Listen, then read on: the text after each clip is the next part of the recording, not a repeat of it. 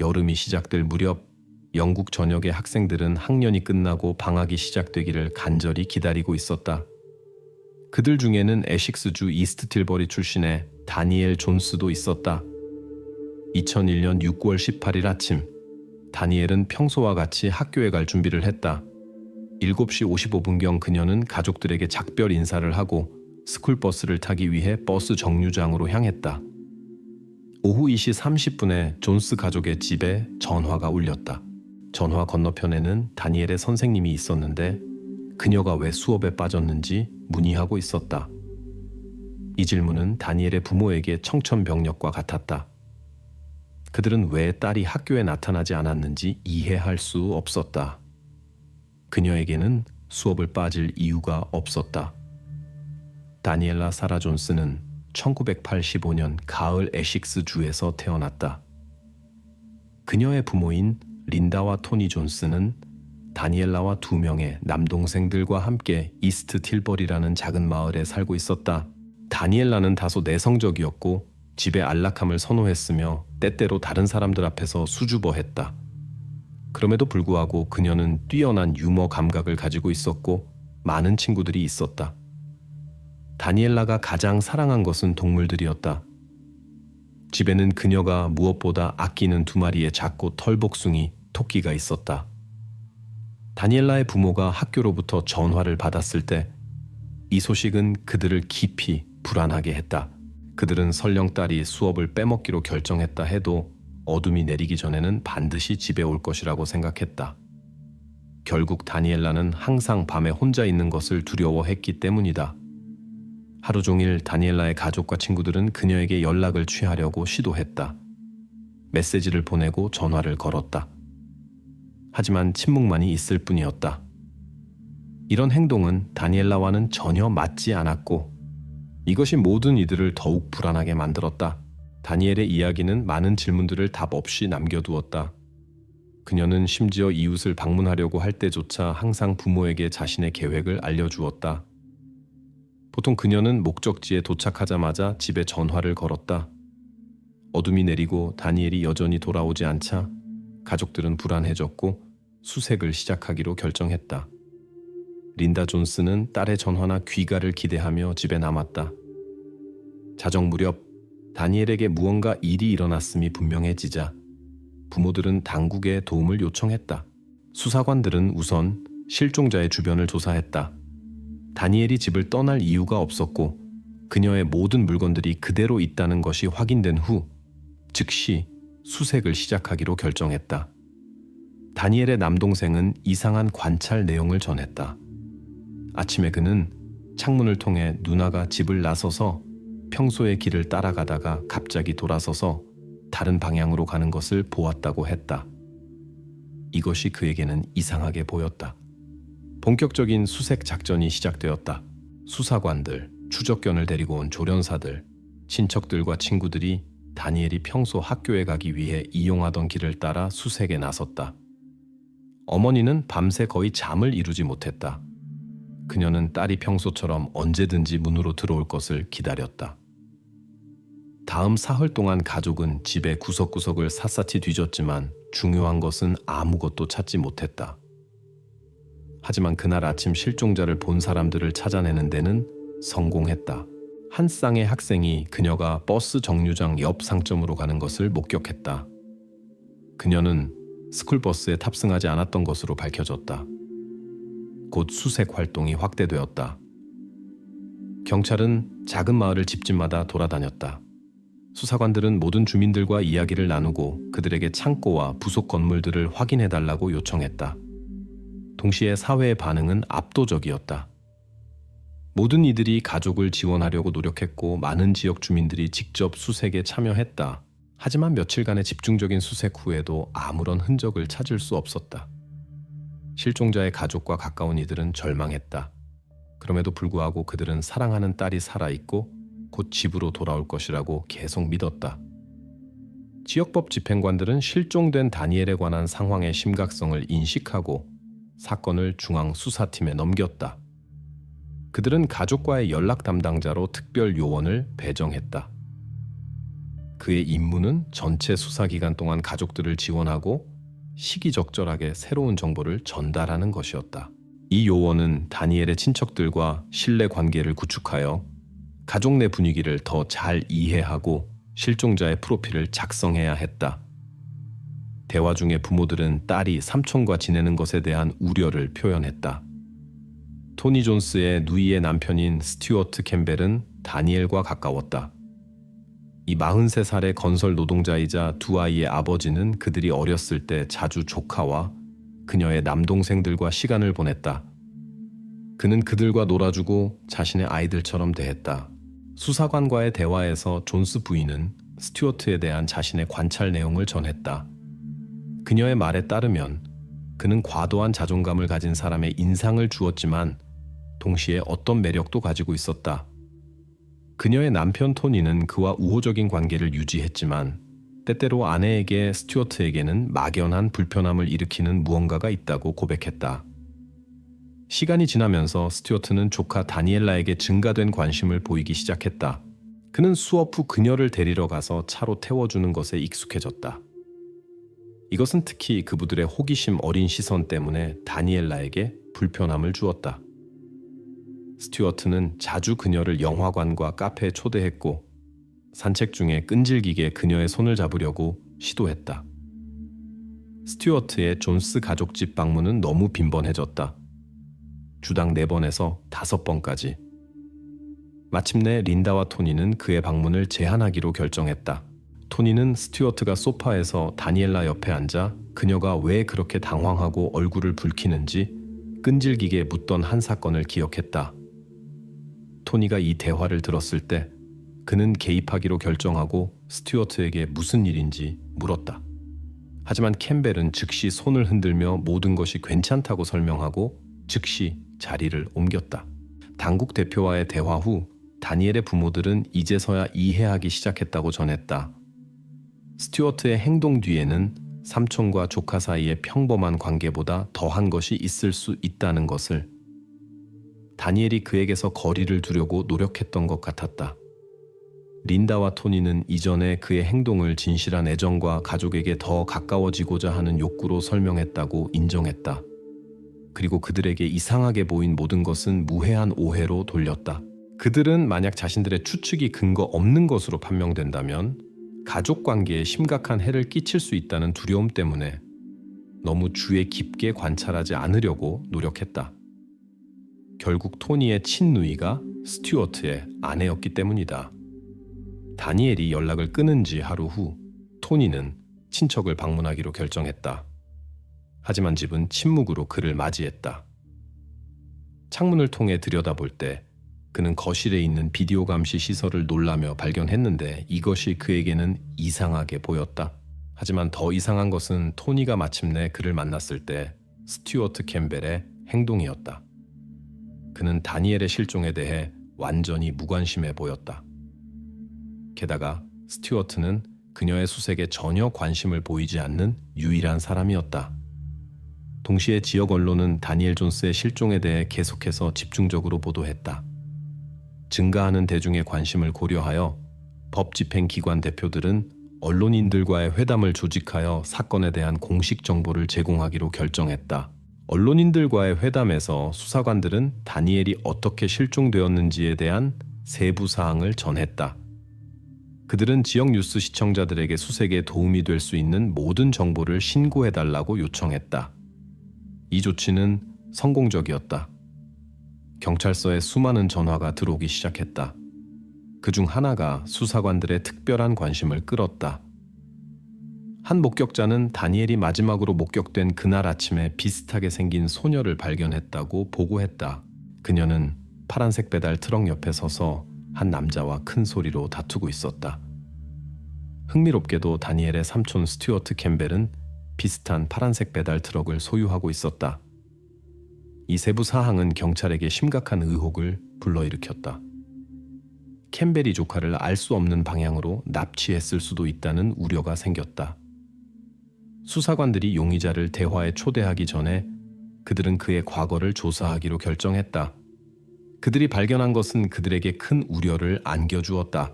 이 사람이 이미 수년 전에 법 집행기관의 주의를 끌었다는 것이 밝혀졌다. 80년대 말에 그는 젊은 사람에 대한 부적절한 행동으로 체포되었다. 그는 자신의 죄를 인정했지만 집행유예로 풀려나 자유인으로 법정을 떠났다. 린다와 토니 모두 그들의 새로운 친척이 과거에 법적 문제가 있었다는 것을 알고 있었다. 하지만 그들이 세부 사항을 알아내려고 할 때마다 스튜어트는 회피하며 사소한 일이었다고 확신시켰다. 그는 법정에서 결국 무죄를 선고받았기 때문에 자신이 중상모략의 피해자가 되었다고 모든 이들을 설득했다. 추가 수사는 충격적인 폭로로 이어졌다. 경찰은 스튜어트 캠벨의 이름이 나타나는 약 30건의 사례를 밝혀냈다. 그가 수년에 걸쳐 유명한 사진작가로 가장하여 젊은 여성들을 유인했다는 것이 밝혀졌다. 그들과 단둘이 있게 되면 그는 그들에게 의심스러운 사진 촬영에 참여하도록 강요하며 이것이 고급 잡지를 위한 촬영이라고 주장했다.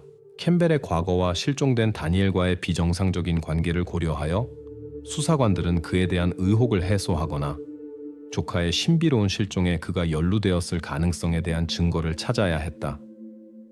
다니엘을 찾을 수 없었기 때문에 수사관들은 스튜어트 캠벨이 그녀를 알 수 없는 장소에서 의지에 반해 억류하고 있을 가능성이 있다는 이론을 발전시켰다. 그들은 그가 실종자의 소재지로 그들을 이끌 수 있기를 희망하며 감시를 조직했다. 하지만 그의 행동은 법집행기관의 의혹만을 강화시켰다. 그는 조카가 흔적도 없이 사라진 삼촌에게서 기대할 수 있는 걱정을 보이지 않았다. 대신 캠벨은 이상하게도 주차장에서 시간을 보내며 자신의 은색 닛산과 비슷한 자동차들을 사진으로 찍었다. 감시가 원하는 결과를 가져오지 않는다는 것이 분명해지자 수사관들은 캠벨을 체포하기로 결정했다. 6월 23일 다니엘 존스가 실종된 지 닷새 후 스튜어트 캠벨이 구금되었다. 수사관들의 신문에서 캠벨에게는 그가 다니엘의 상황에 대해 알고 있다고 믿을 충분한 이유가 있다는 것이 즉시 분명해졌다. 하지만 스튜어트는 즉시 모든 것을 부인하기 시작했고 그녀가 어디에 있는지 전혀 모른다고 주장했다. 게다가 그는 조카와 가깝고 신뢰하는 관계를 가지고 있다고 강조했다. 스튜어트에 따르면 다니엘의 부모인 토니와 린다 존스와의 관계는 그녀가 나이가 들면서 악화되었다. 그는 존스 가족이 그의 말에 따르면 헤어지기 직전이었기 때문에 가족의 분열을 피하기 위해 다니엘과 그녀의 부모 사이의 중재자 역할을 했다고 말했다. 대화 과정에서 스튜어트 캠벨이 완벽한 알리바이를 가지고 있다는 것이 밝혀졌다. 다니엘이 실종된 시점에 그는 이스트힐버러에 있지 않았다. 그는 이웃의 개조 작업을 돕기 위해 건축 자재를 구하러 인근 도시에 갔다. 영수증은 없었는데 그 상점에 필요한 물건이 없었기 때문이다. 돌아오는 길에 그는 아내에게 전화를 걸어 이를 알리기 위해 멈췄다. 집에 돌아온 후 그는 즉시 이웃에게 가서 개조 작업을 계속했다. 다니엘라 존스 사건의 이야기는 많은 질문을 답 없이 남겨두었다. 캠벨의 의심스러운 알리바이에도 불구하고 법 집행관들은 그의 계속된 구금을 위한 충분한 근거를 찾을 수 없었다. 그는 수사가 완료될 때까지 보석으로 석방되었다. 캠벨의 과거를 고려할 때 그의 석방 전망은 수사관들에게 상당한 우려를 안겨주었다. 그들은 그가 위험을 초래할 수 있다고 의심했지만 기소할 확실한 증거가 없었다. 이와 관련하여 존스 가족의 집을 다시 수색하기로 결정했다. 다니엘라의 방을 수색하는 동안 그들은 2개의 메모가 들어있는 필통을 발견했다. 첫 번째는 이렇게 적혀 있었다. 안녕 공주님. 혹시 내 이전 메시지들을 못 봤다면 하나 더 남기기로 했어. 너도 알았으면 좋겠어. 내 미소가 그리워. 키스. 수사관들이 린다 존스에게 이 메모들을 보여주었을 때 그녀는 충격을 받았고 처음 보는 것이라고 설명했다. 그녀는 존스 가족 전체가 다니엘라의 신비로운 실종 몇 주 전에 휴가를 갔다고 말했다. 린다는 스튜어트가 그들의 부재 중에 다니엘라의 방에 침입하여 이 메시지들을 남겼을 수도 있다고 의심했다. 다니엘라의 아버지는 중요한 세부 사항을 기억해냈다. 그들이 떠나기 전에 캠벨이 그들 집에 새로운 뒷문을 설치했다는 것이다. 그가 바로 이때 새 무늬 복사 열쇠를 만들 수 있었을 것이라는 의혹이 생겼다. 수사는 스튜어트 캠벨 가족의 집을 조사할 필요성으로 이어졌다. 해당 허가를 받은 후 수사관들은 검사를 시작했다. 집에서 다양한 사진 장비가 발견되었는데 이것 자체로는 의혹을 불러일으키지 않았다. 하지만 발견물들은 우려스러운 방향으로 전개되었다. 캠벨의 개인 소지품 중에서 우려를 불러일으키는 사진들이 발견되었다. 젊은 사람들의 사진들은 부적절한 성격이었고 집주인 자신의 카메라로 촬영된 것으로 보였다. 게다가 인터넷에서 다운로드된 비슷한 내용의 사진들도 발견되었다. 가장 우려스러운 발견은 다락에서 수사관들을 기다리고 있었다. 더블백에는 좋지 않은 생각을 불러일으키는 물건들이 들어있었다. 속옷, 움직임 제한 도구들, 그리고 성인용 장난감들. 특별한 관심을 끈 것은 거의 보이지 않는 흔적이 있는 흰색 스타킹 한 켤레였는데 이는 추가 조사를 위해 보내졌다. 검사 과정에서 캠벨이 소유한 파란색 배달 트럭도 압수되었다. 스튜어트 캠벨은 다니엘이 실종된 것이 아니라 부모 간의 지속적인 의견 차이 때문에 스스로 집을 떠나기로 결정했다는 정보를 가지고 있다고 주장했다. 자신의 진술을 뒷받침하기 위해 그는 수사관들에게 다니엘이 실종된 날 그녀의 번호에서 받았다고 주장하는 메시지를 제시했다. 그 내용은 안녕 스튜, 고마워. 넌 영원히 최고의 삼촌이야. 엄마에게 정말 미안하다고 전해줘였다. 이 정보는 다니엘의 부모들에게 딸이 어딘가에 숨어 있다는 희망을 주었다. 하지만 그들은 그녀가 지금까지 자신들에게 연락하지 않았고 돌아오지 않았다는 것에 극도로 불안해했다. 텍스트 분석 전문가가 다니엘이 보냈다고 추정되는 메시지를 조사했다. 그는 그것이 대문자로 쓰여졌다는 것을 발견했는데 다니엘은 보통 소문자를 사용했다. 수사관들은 캠벨의 휴대전화 회사로부터 데이터를 요청했다. 캠벨이 다니엘이 실종된 날 건축 자재 상점에서 돌아올 때 아내에게 걸었다고 주장한 전화가 이스트리버러에서 걸렸다는 것이 밝혀졌다. 캠벨이 있었다고 주장한 곳이 아니었다. 하지만 가장 주목할 만한 것은 캠벨과 다니엘 존스의 휴대전화 신호가 캠벨의 집 근처에서 포착되었고 그녀가 실종된 후 30시간 동안 활성화 상태를 유지했다는 것이었다. 다니엘 존스가 연락을 끊은 지 30일 후 그녀의 걱정스러운 가족들은 언론을 통해 대중에게 호소했다. 그들은 새로운 단서와 밝혀질 수 있는 모든 정보를 찾기를 희망했다. 가족은 무언가를 알고 있거나 다니엘을 보았을 수도 있지만 어떤 이유로 아직 당국에 알리지 않은 모든 이들에게 자신들이 알고 있는 정보를 마침내 공유해달라고 호출했다. 얼마 후 존스의 친척들은 법집행기관 대표들과 함께 다니엘의 사진이 실린 약 1,500장의 전단지를 배포했다. 동시에 수사관들은 스튜어트 캠벨의 다락에서 발견된 흰색 스타킹의 조사 결과를 받았다. 전문가들의 결론은 우려스러웠다. 의복에서 캠벨과 다니엘 존스 모두와 연결되는 흔적들이 발견되었다. 수집된 데이터를 바탕으로 스튜어트 캠벨은 보석 석방 가능성 없이 구금되었다. 그는 경찰서로 이송되어 부적절한 사진 소지 혐의를 받았다. 하지만 이 혐의는 체포를 위한 형식적인 근거에 불과했고 수사관들이 수사를 계속하고 다니엘 존스의 실종과 관련된 더 심각한 혐의를 준비할 수 있게 해주었다. 용의자의 친척이 그가 체포된 직후 그를 방문했다. 그와의 대화 후 친척은 법 집행관들에게 체포된 사람이 거짓말을 하고 있다고 깊이 확신한다고 전했다. 또한 용의자가 기록을 작성하고 있었다는 것이 밝혀졌는데 수사관들은 나중에 이를 실종자의 일기라고 부르게 될 것이었다.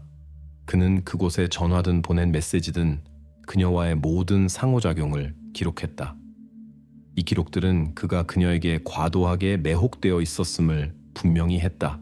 실종에 대한 명확한 증거의 부재에도 불구하고 수사관들은 신비로운 실종에 연루되었다는 혐의를 제기할 충분한 단서들을 수집했다.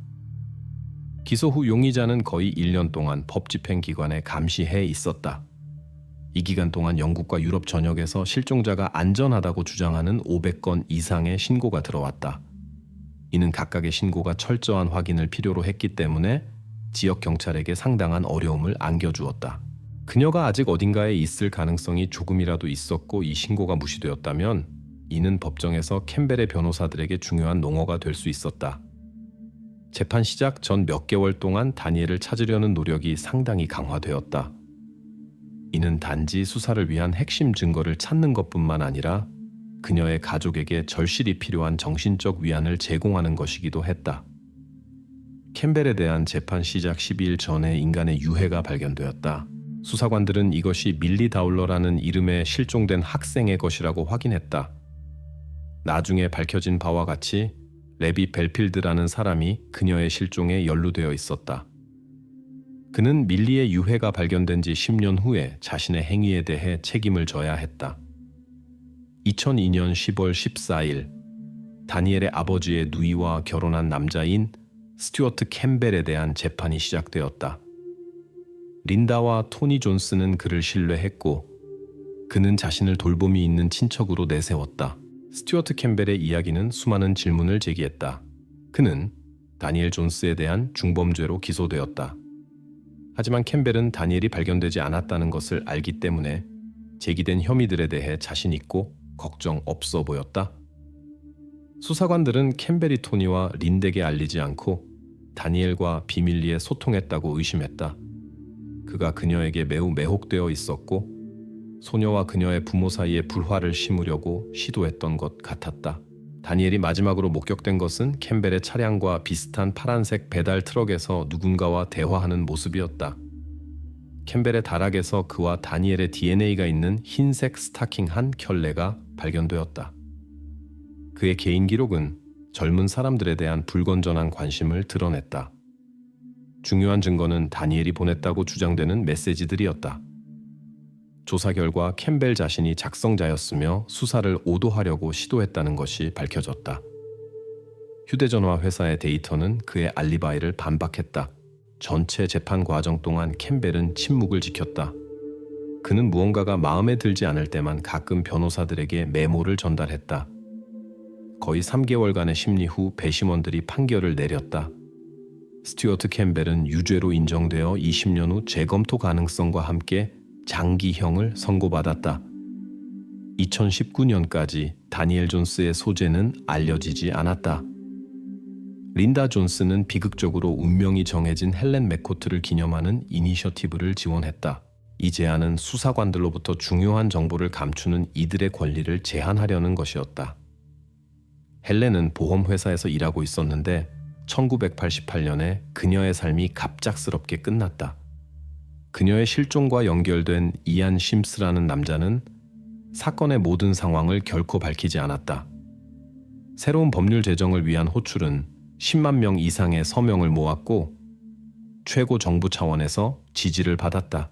2021년에 알렉스 샤키가 저술한 어두운 과거를 가진 내 친척이라는 제목의 책이 세상에 나왔는데 저자는 스튜어트 캠벨의 형이었다.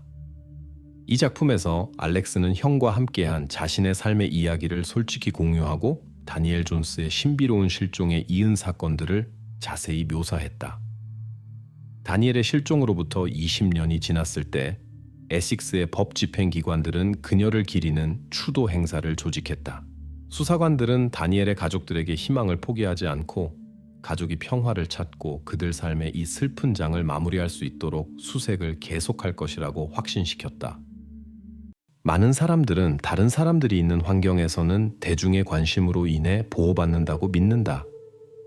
통계가 이 이론을 뒷받침하지만 악행자들이 누군가를 한적한 곳으로 유인하기 위해 다양한 수법을 사용할 수 있다는 점을 잊어서는 안 된다. 따라서 사람이 많은 곳에서도 항상 경계심을 늦추지 않는 것이 중요하다. 약 10만 명의 주민이 거주하는 이탈리아의 그림 같은 도시 안드리아에서 현지 만시 가족의 이야기가 대중의 관심을 끌었다. 이 도시는 역사적 유산, 특히 매일 많은 여행자들을 끌어들이는 장엄한 카스텔 델 몬테 성으로 유명했다. 현지인들에게 관광업은 주요 수입원이 되었다. 유명한 성에서 멀지 않은 곳에 만시 가족이 살고 있었다. 부모와 그들의 유일하고 오랫동안 기다려온 딸 그라지엘라. 지난 10년간 이 가족은 성의 정문으로 가는 길에 편리하게 위치한 작은 상점을 운영했다. 여기서 그들은 관광객들에게 견과류와 건과일을 판매했다. 장사는 성공적이었다. 그라지엘라는 나이에도 불구하고 종종 가족 사업을 도왔고 이는 부모들을 매우 기쁘게 했다. 붐비는 관광거리에는 항상 많은 방문객들이 있었고 추가적인 손길이 매우 환영받았다. 젊은 여성은 기꺼이 공동사업에 참여했고 친절함과 활력으로 고객들을 끌어들였다. 2000년 8월 19일 토요일은 최대 관광객 유입을 보이는 평범한 주말과 다르지 않았다. 그런 날에는 종종 그라지엘라의 할아버지가 카운터 뒤에 서 있었다. 손녀는 기꺼이 그의 곁에 있으면서 작은 심부름들을 처리했다. 지속적인 방문객 흐름 때문에 할아버지는 좀처럼 가게를 떠날 수 없었다. 오후 7시경 피곤해진 노인은 손녀에게 분수대에 가서 작은 병에 물을 채워달라고 부탁했다. 그라지엘라는 기꺼이 동의하고 단 5분 거리에 있는 분수대로 향했다. 시간이 지났지만 그라지엘라는 돌아오지 않았다. 할아버지는 걱정하기 시작했지만 처음에는 손녀가 아는 사람을 만나 대화에 빠졌을 것이라는 생각으로 자신을 달랬다. 하지만 20분 이상이 지나도 항상 시간을 지키던 그라지엘라가 나타나지 않자 노인은 심각하게 불안해했다. 그는 상황을 확인하기로 결정하고 분수대로 갔다. 놀랍게도 그리고 걱정스럽게도 그라지엘라는 그곳에도 없었고 손녀를 찾으며 꼼꼼히 돌아본 인근 거리들에도 없었다. 상황은 점점 더 긴장되었다. 할아버지가 그라지엘라를 찾을 희망을 안고 가게로 돌아왔을 때 그녀가 여전히 나타나지 않았다는 것을 확인했다. 그녀가 다른 길을 택했을 수도 있었지만 어디에도 보이지 않았다. 약 30분 후 그는 아들과 며느리에게 연락을 취하고 번호를 적어둔 모든 친구들과 지인들에게 전화를 걸기 시작했다. 부모들도 연락할 수 있는 모든 사람들에게 전화를 걸었지만 아무도 그녀를 보지 못했다. 곧 온 가족과 그라지엘라의 친구들 일부가 광장의 만시 가게에 모였다. 시간을 낭비하지 않고 어른들과 청소년들이 수색팀을 조직했다. 그들의 활동은 행인들과 관광객들의 관심을 끌었고 그들 중 많은 이들이 즉시 수색에 합류했다. 가족들은 그라지엘라의 사진을 가져와 지나가는 사람들에게 보여주었다. 일부는 그날과 저녁에 그녀를 보았다고 확인했다. 하지만 아무도 그녀가 어디로 갔는지 또는 무슨 일이 일어났을지 말할 수 없었다. 이 지역은 조용한 곳으로 여겨졌고 여기서는 좀처럼 사건이 일어나지 않았다. 그렇게 사람이 많은 곳에서 무슨 일이 일어날 수 있다는 것은 상상할 수 없는 일로 보였다. 몇 시간의 성과 없는 수색 후 만시 가족은 지역 경찰에 신고했다.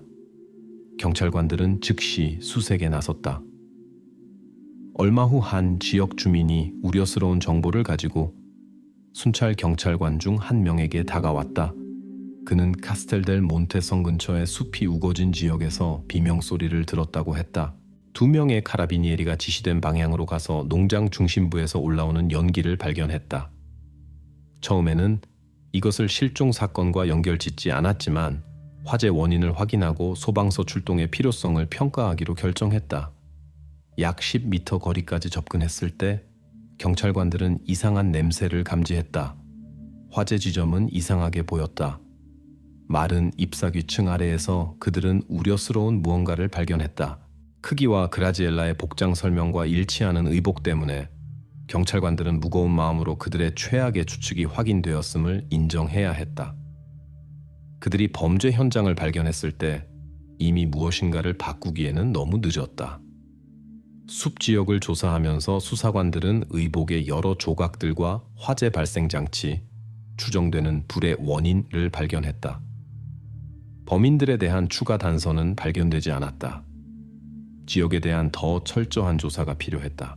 당국은 또한 성 근처에 설치된 감시 카메라의 기록을 얻기를 희망했다. 의학적 검사는 발견된 이의 신원을 확인했다. 그것은 그라지엘라 만시였다. 전문가들은 수사와 가족의 모든 질문에 완전히 답할 수 없었다. 상태가 조사를 어렵게 했지만 감정선은 사건의 고의적 성격을 확인했다. 이 사건에 대한 정보는 뉴스 채널을 통해 번개처럼 퍼졌다. 다음 날 언론 대표들이 말 그대로 만시 가족의 집을 포위했다. 가족들이 일어난 일에 대해 알게 되었을 때 그들은 처음에 그것이 그라지엘라라는 것을 믿기를 거부했다. 이 설명할 수 없는 사건은 주민들을 너무나 충격에 빠뜨려서 전체 지구가 충격 상태에 있었다. 언론은 유명한 성 근처에서 일어난 사건을 집중적으로 보도했다. 사회는 일어난 일로 인해 불안해했다. 관광객 유입이 현저히 감소했다. 방문객들이 지역을 안전하지 않다고 여기고 명소를 피했기 때문이었고, 이는 안드리아의 관광 부문에 부정적인 영향을 미쳤다. 수사관들은 신속히 행동했다. 경찰은 첫 시간부터 적극적으로 수사에 나섰다.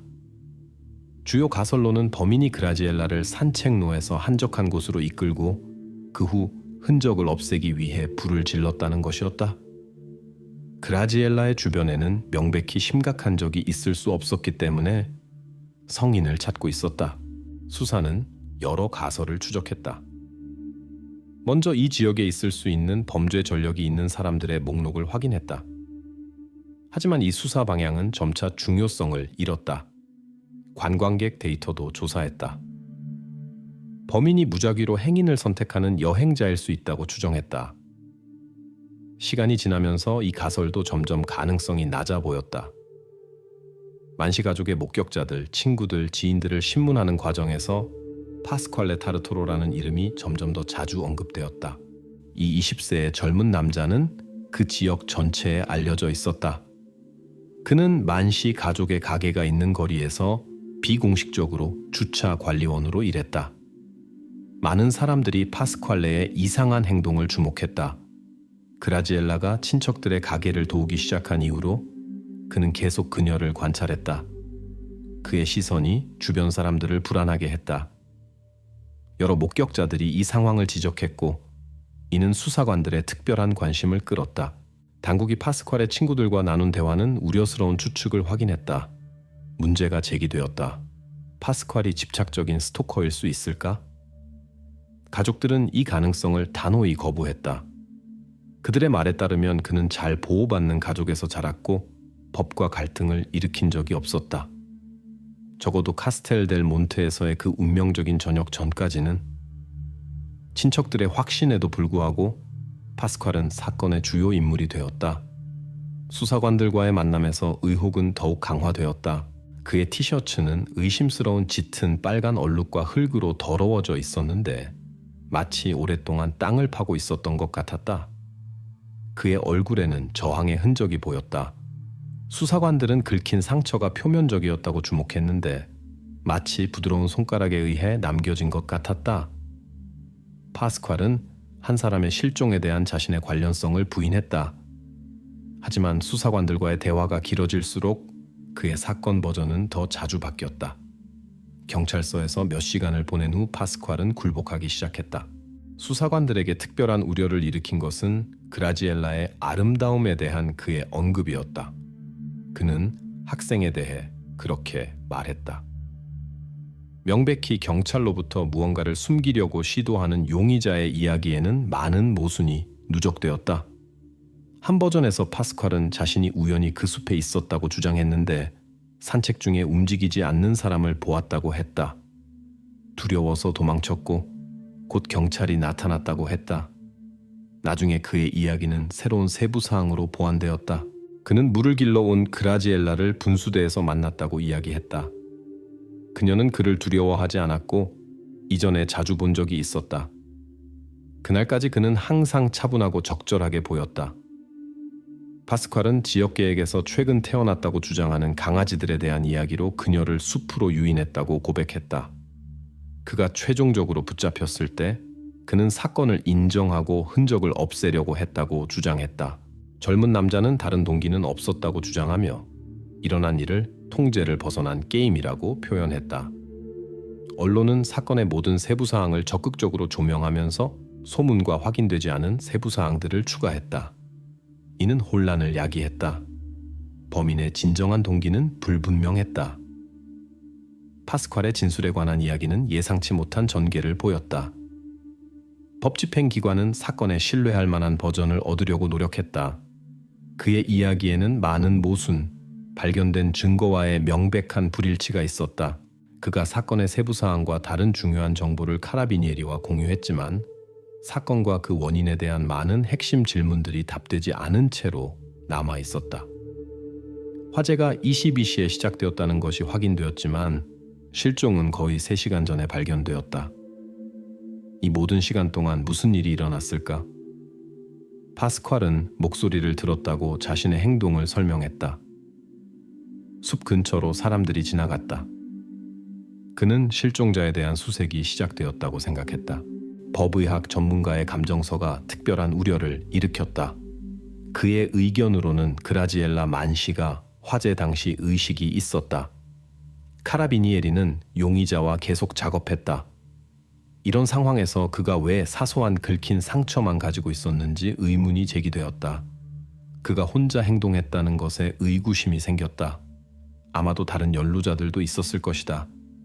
재신문을 실시하기로 결정했다. 마침내 파스퀄은 수사관들과 협력하고 이전에 두려움 때문에 숨겼던 진실을 말하기로 동의했다. 그의 말에 따르면 그는 자신의 주도로 그라지엘라를 숲으로 데려간 것이 아니었다. 18세에서 20세 사이의 젊은 남자들 그룹이 그를 강요했다. 숲에서는 주세페 디바리, 빈센조 카라텔로, 도미니코 마르지오토, 미켈레 자가리아가 기다리고 있었다. 파스퀄은 원래 다른 의도는 없었다고 주장했다. 그는 이 젊은 남자들과 갈등이 있었고 그 갈등에서 졌다. 보상으로 지인들은 그라지엘라를 숲으로 데려오라고 요구했고 그는 그렇게 했다.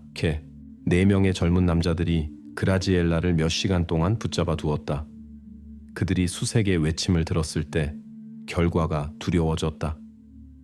그룹은 사건의 흔적을 숨기기로 결정했다. 그들은 증거를 없앨 적절한 재료가 없었다. 그라지엘라가 의식을 되찾고 소리 지르기 시작했을 때 젊은 남자들은 공황 상태가 되어 폭력을 사용하려고 시도했다. 마침내 그들은 그녀를 낙엽으로 덮고 자신들의 행동을 어떻게 숨길지 생각하려고 시도했고 그 후 발화 장치를 사용하기로 결정했다.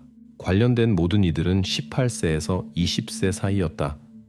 밝혀진 바와 같이 젊은 남자들은 문제가 있는 환경이 아닌 부유한 가정 출신이었는데 이는 그들의 행위를 더욱 이해할 수 없게 만들었다. 지인들은 그들을 균형 잡히고 합리적인 젊은이들로 묘사했으며 공격성이나 법 위반 성향을 보인 적이 없었다. 그들 중 한 명만이 과거에 법과 작은 문제가 있었다. 경미한 절도였다. 파스퀄의 진술 후 법집행기관은 신속히 전체 그룹을 체포했다. 이 소식은 온 이탈리아를 충격에 빠뜨렸고 광범위한 언론의 관심을 받았다. 체포된 이후 용의자들은 그라지엘라의 실종에 대한 모든 관련성을 부인했고 당국이 왜 그들에게 관심을 갖는지 이유를 이해하지 못한다고 주장했다. 하지만 수사관들은 그날 저녁 숲에서 일어난 사건의 완전한 그림을 재구성할 때까지 작업을 계속하기로 결심했다. 이 젊은 남자들을 조사하면서 수사관들은 파스퀄레와 달리 사건의 가시적인 흔적을 발견하지 못했다. 그들의 옷은 깨끗했고 부상도 없었다. 그들의 집 수색은 결과를 가져오지 않았다. 의심스러운 것은 발견되지 않았다. 신문에서 그들은 완고하게 자신들의 무죄를 주장했지만 파스퀄레 타르토로가 실제로 그라지엘라에 대한 이상한 감정을 품고 있었다고 확인했다. 수사관들과의 긴 대화에도 불구하고 그들 중 누구도 진술을 바꾸지 않았다. 이 시점에서 그들은 석방되었지만 용의자로서 감시해 남아있었다. 흥미로운 세부 사항이 나중에 밝혀졌다. 이 4명의 젊은 남자들이 그라지엘라의 고별식에서 의식용 관을 나른 사람들 중에 있었다는 것이다. 이는 파스퀄이 진술하기 전에 일어난 일이었다. 목격자들은 젊은 남자들이 진심 어린 감정을 보였다고 보고했는데 마치 깊은 슬픔을 느끼는 것 같았다. 신문에서 그들은 자신들의 반응을 그라지엘라를 알고 있었기 때문이라고 설명했다. 가깝지는 않았지만 만시 가족의 사업장에서 자주 보았다고 했다. 수사관들은 의식에서 4명 모두의 참석이 우연이 아니었다는 이론을 발전시켰다.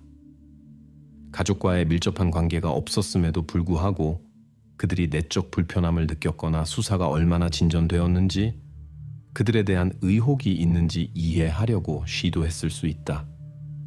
의식에는 거의 온 도시가 모였고 일부 관광객들도 왔다.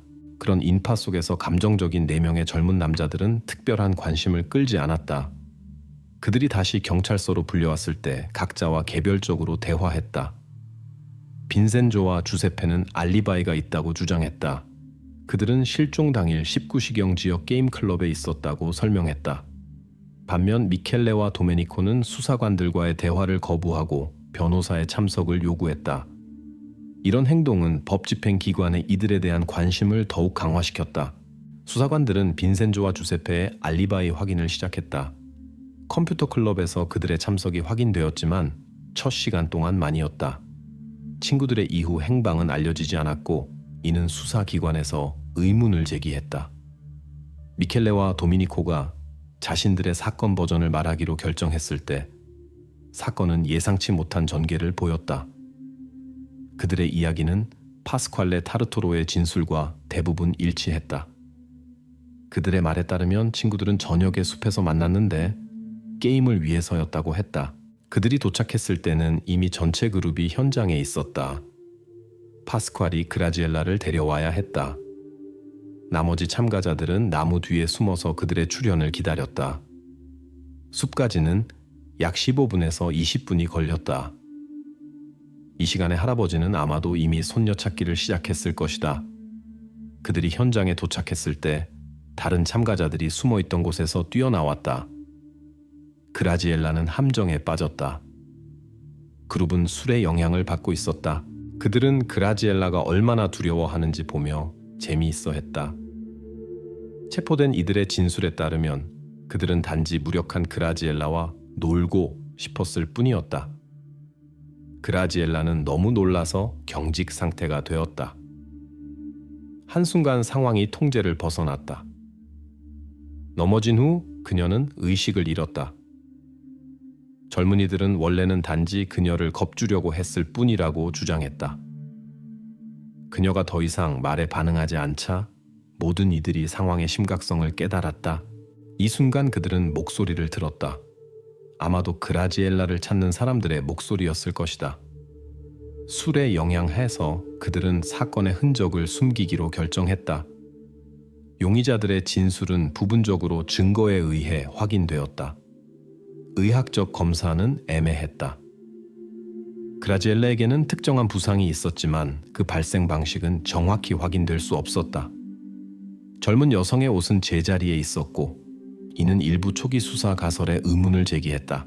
어려움은 또한 화재 작용의 흔적이 전문가들의 작업을 상당히 어렵게 만들었다는 것이었다. 카라비니에리는 젊은이들 그룹이 의도적으로 불꽃을 사용하여 자신들의 행동 흔적을 숨기려 했을 수 있다고 의심했다. 체포된 이들이 이야기한 위험한 게임에 대한 이야기는 심각한 의구심을 불러일으켰다. 수사관들은 사건의 모든 상황을 신중히 조사하여 사건의 진정한 경과를 확인하려고 노력했다. 한편 체포된 이들은 모든 것이 우연히 일어났다고 계속 주장했다. 최종 결정은 법원이 내려야 했다. 그룹 중 2명, 빈센조와 주세페는 자신들의 관련성을 단호히 부인했다. 그들의 말에 따르면 그들은 단순히 파스퀄의 초대로 숲에 왔을 뿐이고 그의 의도를 알지 못했다고 했다. 무슨 일이 일어나는지 보자 그들은 즉시 떠났다고 주장했다. 젊은 남자들은 다른 참가자들의 가능한 복수나 법적 문제에 대한 두려움 때문에 경찰에 신고하지 않았다고 설명했다. 공범으로 고발당할 수 있었기 때문이었다. 법정 절차가 끝난 후 파스퀄레 타르토로는 비교적 관대한 판결을 받았다. 30년 징역. 2가지 요인이 이에 기여했다. 수사관들과의 협력 의지와 감정서가 최종 사건에서의 그의 직접적인 관련성을 확인하지 않았다는 사실. 다른 4명의 관련자들은 더 엄한 판결을 받았다. 미성년자 납치와 고의적 행위로 그들은 다른 수감자들과의 접촉 권리 없이 독방에서 종신형을 선고받았다. 판결 선고는 격렬한 반응을 일으켰다. 그라지엘라의 어머니는 의식을 잃었고 남편은 도움을 받아야 했다. 피고인들의 가족들 사이에서 설전이 벌어졌다. 젊은 여성의 친척들은 파스퀄의 경우를 제외하고는 처벌이 정당하다고 여겼다. 그들의 의견으로는 그가 더 엄한 판결을 받을 만했다. 특히 빈센조와 주세페가 법원 결정에 대해 적극적으로 항의했다. 그들은 자신들의 무죄를 너무나 설득력 있게 변호하여 그들의 사건 버전을 믿는 지지자들을 찾기까지 했다. 하지만 이것이 판결에 이의를 제기하는 데는 도움이 되지 않았다. 이 사건들로부터 8년 후 교정시설에 있던 27세의 빈센조 카라텔로가 운명적인 결정을 내렸다. 아마도 죄책감이 그를 괴롭혔거나 단순히 다른 출구를 보지 못했을 것이다. 불과 며칠 전에 그의 어머니가 그를 방문했었다. 그 여성은 여전히 흔들림 없이 아들의 무죄를 믿고 있었고 모든 면에서 그를 지지했다. 하지만 빈센조 자신은 이 시점에서 이미 자신의 길을 계속할 모든 의지를 잃었다. 어머니의 마음은 무언가 잘못되었음을 감지했다. 그녀는 아들이 거리감을 두게 되었고 다른 사람이 되었다는 것을 주목했다. 그리고 그녀의 예감이 맞았다. 2013년 6월 19일 변호사 미켈레가 절차상 위반을 근거로 사건 재검토 신청을 제출했다. 그는 이전 절차의 결과에 이의를 제기했지만 법원은 신청 검토를 거부했다. 파스칼의 어머니는 아들의 행동에 대해 만시 가족에게 진심 어린 사과를 공개적으로 표했다. 그녀는 그가 법 앞에서 자신의 행위에 대해 완전한 책임을 져야 한다고 강조했다. 하지만 그라지엘레의 어머니는 이 사과를 거부했다. 그녀의 답변은 감정적이었다. 그녀는 파스칼이 그녀의 딸이 겪은 모든 것을 겪어야 한다고 선언했다. 그녀의 말에 따르면 그가 그라지엘레를 숲으로 유인하지 않았다면 그라지엘레는 가족과 함께 있었을 것이라고 했다. 그라지엘레의 부모들은 바로 파스칼을 주범으로 여겼다. 그라지엘레 만시의 이름은 이탈리아에서 잊히지 않았다. 카스텔델 몬테 성에는 그녀의 사진과 너무 일찍 끝난 그라지엘레의 짧은 이야기가 담긴 기념판이 세워져 있다. 이곳은 현지인들과 관광객들이 꽃과 봉제 인형을 남기는 일종의 기념 장소가 되었다. 그라지엘레의 가족들은 이 추모의 장소를 자주 방문한다. 24년의 수감 후 파스칼 타르토로가 자유의 몸이 되었다. 모범적인 행동으로 그의 형기가 6년 단축되었다. 현재 그는 44살이며 새로운 삶을 시작하려고 노력하고 있다. 그의 앞으로의 운명이 어떻게 전개될지 예측하기는 어렵다. 모든 관련자들 중에서 그는 간소화된 절차에 동의한 유일한 사람이었고 이는 형량 감소로 이어졌다. 사건 후 모든 관련자들은 서로와의 모든 연락을 끊었다. 파스칼이 출소했을 때조차 이전 친구들 중 누구도 연락을 재개하려고 시도하지 않았다. 그 자신은 매일 일어난 일과 그라지엘라와 그녀의 가족에게 가한 고통을 기억한다고 말한다. 파스칼은 고백한다. 만약 과거로 돌아갈 수 있다면 다르게 행동했을 것이라고. 어려운 재활 단계에서 그의 가족이 가장 중요한 지지가 되었다. 그는 자신의 개선을 믿었던 모든 이들에게 감사를 표한다. 하지만 그라지엘라의 어머니는 파스칼의 조기 석방에 대한 자신의 의견을 표명했다. 그녀의 말에 따르면 그의 석방은 정의의 개념을 무너뜨렸다. 그녀는 그런 사람들은 변할 수 없고 사회의 위험을 초래하기 때문에 두 번째 기회를 받을 자격이 없다고 확신한다. 자신들의 무죄를 주장했던 빈센조와 주세페는 파스칼의 행동 동기를 이해할 수 없었다. 이 세상을 떠나기 전 마지막 편지에서 빈센조는 여전히 자신의 무죄를 변호하며 제도의 불의에 대한 쓰라림을 표현했다. 그는 언젠가 진실을 증명할 누군가가 나타나기를 희망했지만 자유를 위한 투쟁을 계속하는 데 더 이상 의미를 보지 못했다. 주세페, 도미니코, 미켈레는 여전히 수감 중이다. 주세페는 자신의 무죄를 증명하려는 시도를 포기하지 않고 성경 공부에 시간을 바치고 있다. 그는 자신의 판결을 받아들였고 더 이상 항소하지 않는다. 그러면서도 언젠가 진실이 밝혀질 것이라는 믿음을 유지하고 있다. 세 사람 모두 파스칼을 사건의 주범으로 일치하여 지목한다. 그들의 말에 따르면 그가 그라지엘라를 숲으로 유인했고 후속 사건들의 주도자였다. 그럼에도 불구하고 파스칼은 모든 유죄 판결을 받은 이들 중 가장 관대한 판결을 받았고 이미 자유의 몸이 되었다.